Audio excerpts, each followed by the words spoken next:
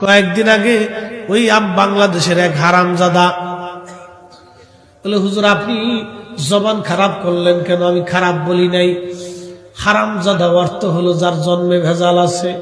এই লোকটা বলল শবে বরাতে মসজিদে যাওয়ার চাইতে ওই বুকে হাত বেঁধে নামাজ পড়ে ওরা 8 টাকার তারাবি বানাইছে আমার দেশে। এই একটা মৌলবীর নাম বলবো না, এটা কীট। ওর জন্মের ভিতরে মনে হয় আসলেই ভেজাল আছে।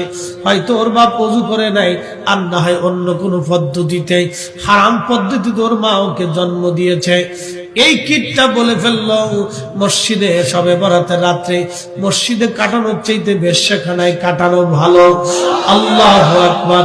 একবার জোরে বলা যাবে কি নাউজুবিল্লাহ? আমরা মনে করতেছি ওর জন্ম এইরকম পতিতালয়, আদারে বাজারে, ঝড়ে জঙ্গলে, হোটেলে মোটরে, পার্কে বেঞ্চে, যেখানে সেখানে অবৈধভাবে হয়েছে। তাহলে এত বড় পবিত্র রজনীর ব্যাপারে যে বাজে কথা বলতে পারে? বাংলাদেশে এইগুলি হলো ইহুদিদের মোসাদের এজেন্ট। জুতা দিয়ে বাইরে এই সমাজ থেকে তাড়াইতে হবে। ঠিক কিনা?